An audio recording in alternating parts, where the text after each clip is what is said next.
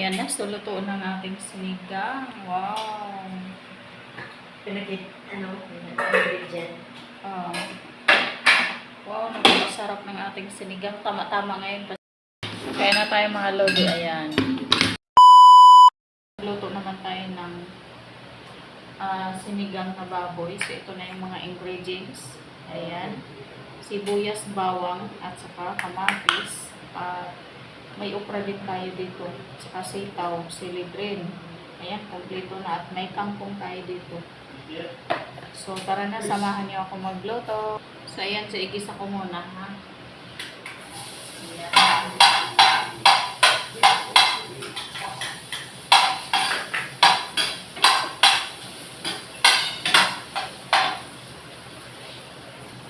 Pagkatapos niyan, so isunod ko na rin itong kamatis. Saka, siyempre, isunod ko na rin itong pinapalambot ko na, ayan, baboy.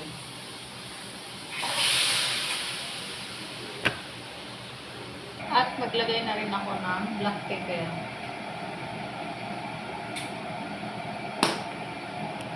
Saka siyempre, huwag natin makalimutan ang pangpalakasan ng sigsarong.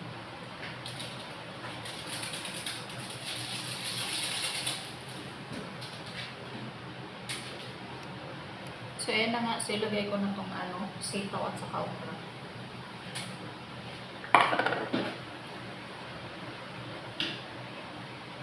At ilagay na rin natin itong kangkong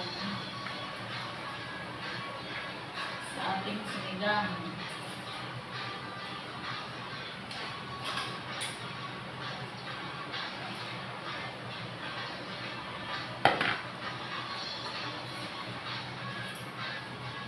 Sunod na rin natin itong silibrin.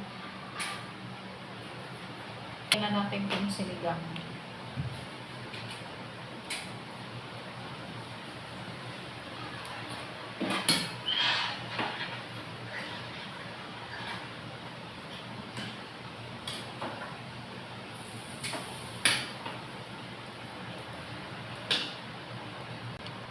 So, okay na siya mga lobis. Tikman ko na kung okay na ba yung lasa.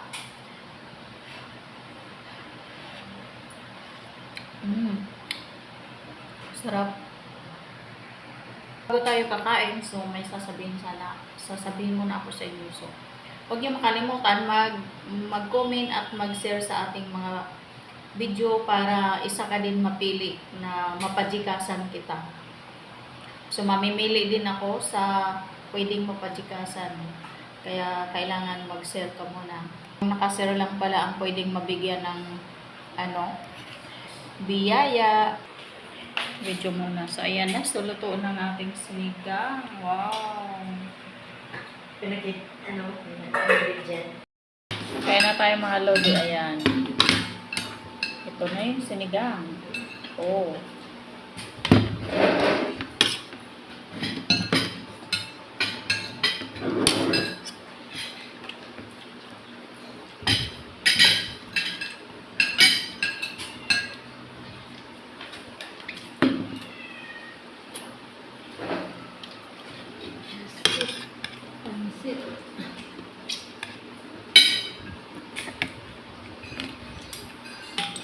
Buntot. Bagyong buntot.